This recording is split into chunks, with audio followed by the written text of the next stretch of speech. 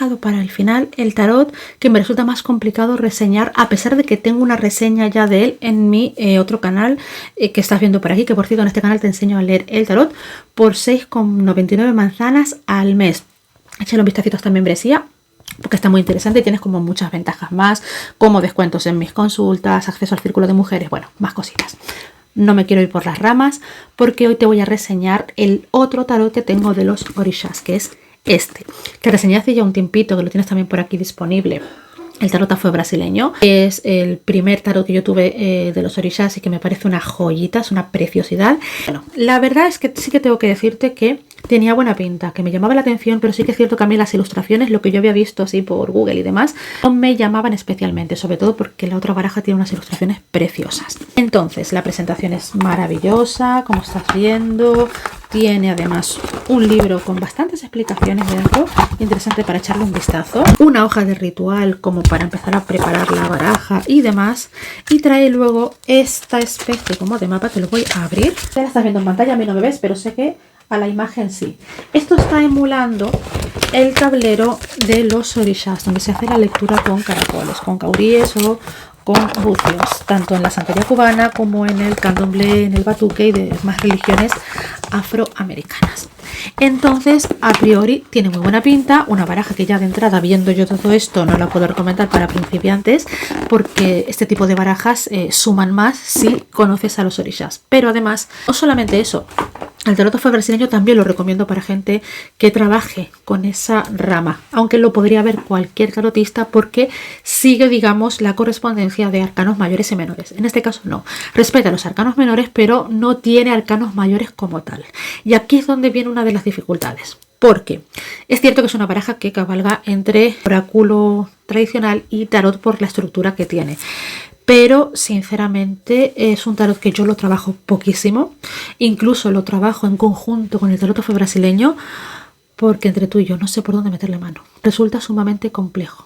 Y no por el tema de la información de los orishas, te lo he comentado alguna vez. Yo cuando trabajaba en la universidad y hacía mi investigación, mi tema precisamente era ese, con lo cual no es un tema para mí desconocido, pero entiendo que para una persona que no tiene ni puñetera idea de qué se trata esto se haga bola, esta baraja se hace bola. Tenemos por un lado la representación de los propios orishas. Esta persona, digamos, el autor es argentino y esto también influye a la hora de trabajar el tema de los orishas. ¿Por qué? Porque en Brasil el enfoque de los orishas se hace desde el candomblé, que tiene, digamos, unas características concretas muy parecidas a los de la santería cubana. En Uruguay, en Argentina, en países de habla hispana se trabajan los orishas del batuque. Es una religión, digamos, diferente, tienen un culto bastante similar, pero cuando tú ves trabajos, ilustraciones, textos sobre los orishas, te das cuenta si viene de una rama o viene de otra. En este caso es muy descarado, muy obvio que las fuentes son de habla hispana,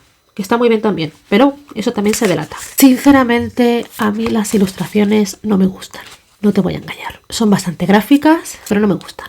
Por otro lado, aquí tenemos representados a los orishas. Voy a tapar a esta personita porque no quiero que TikTok me censure. Ya sabéis que no se puede mostrar gran cosa. Tenemos aquí a los orishas, pero tampoco nos dice exactamente si estos son equivalentes a arcanos mayores. Es decir, yo no puedo hacer la equivalencia con arcanos mayores y menores. Es cierto que vienen diferentes tiradas en este librito que ahora te voy a mostrar y vas a entender aún más porque no sé por dónde meterle mano a esta baraja. O tenemos los arcanos menores como tal, que son bastante gráficos. Tampoco las ilustraciones me encantan. Nos habla de tierra, nos habla de fuego, nos habla de agua. Para hablar de los elementos, digamos, pone nombres como bastante gráficos. Tenemos los arcanos menores del 1 al 10, pero luego suma una serie de cartas que, bueno, que en realidad vendría a ser como para traer más energías, como para traer más corrientes espirituales, pero que, bueno, que a mí no me resuenan. Tenemos mensaje del fuego, como tenemos por ejemplo mensaje de los diferentes elementos. Tenemos un personaje interesante que es el Babalorisha, que a mí me podría recordar al mago porque es el que lee precisamente la mesa de caracoles que te mostré antes en ese mapa tan grande. Tenemos el hombre, tenemos el diablo, quizás arcano 15, quizás arcano 17. Tenemos el sol, arcano 19, tenemos la tierra, quizás el arcano 11. Entonces, claro, con estos representantes, por ejemplo, aquí tenemos también, bueno, tenemos el prisionero esclavizado, quizás el colgado. Tenemos la luna, arcano 18. Entonces hay algunas cartas de esta parte que sí se me asocian a arcanos mayores y otras no. Entonces es como, ¿es o no es? ¿Encaja o no encaja? Y luego tenemos una serie de cartas que yo te voy a ser muy sincera, las he dejado aparte porque si ya con esto, que más o menos lo conozco, no puedo trabajar, estas ya no sé dónde meterlas, sinceramente. Duendes y gnomos, salamandras, ondinas y sirenas, le tapo el pechito porque si no tenemos problemas. Hadas y silfos. ¿Dónde encaja esto? Dentro de lo que es la mitología de los orishas, dentro de lo que es este culto, quizás mitología, no, cosmogonía, dentro de lo que es el panteón de los orishas. ¿Dónde encaja esto? En este libro hay muchísimas explicaciones sobre estos cultos, tienes un glosario también, te hablan de las cartas, la información está bastante bien para empezar a adentrarte y demás, pero me parece quizás un poco pretencioso porque no terminas siendo ni experto en Umbanda, ni en Candomblé, ni en ninguna de las religiones que te nombran aquí, y tampoco terminas de entender muy bien el para qué de cada carta, no terminas de entender muy bien qué posición ocupa o cómo se predisponen. Luego de las tiradas también aquí tenemos un problema. Te voy a mostrar una de las que te vienen. Son excesivamente extensas para mi gusto. Esta es la tirada del pájaro. El pájaro o pájaro es esta herramienta que estás viendo aquí, es una especie como de sombrilla de diferentes niveles, como estás viendo, que las utiliza el orisha Oshala, que lo tengo por aquí. El orisha Oshala es el orisha de la luz, es el orisha como que representa la paternidad, vendría a ser como la imagen más parecida a Dios, es como la figura del Dios Padre. Entonces esto es una lectura que es evolutiva, en la que en teoría nos va mostrando como diferentes niveles evolutivos para llegar desde los temas más mundanos a lo más trascendental y a lo más importante. La joya de la corona está aquí en la paloma que está coronando este opashoro. Ahora bien, esta tirada tiene 25 cartas. Obviamente no se puede preguntar nada o quizás puedes preguntar un tema y ver por dónde te va, pero es que el problema está en que son demasiado dispersos los aspectos que te mira esta lectura. Te los voy a leer así brevemente, salteados, para que veas cómo se hace de complejo hacer esa lectura, porque al final es tanta información que no te quedas con nada y tampoco puedes profundizar porque es una carta por tema, entonces es complicado. Veríamos, por ejemplo, del 25 al 1. Voy a ir leyendo así de manera aleatoria para no leértelas todas.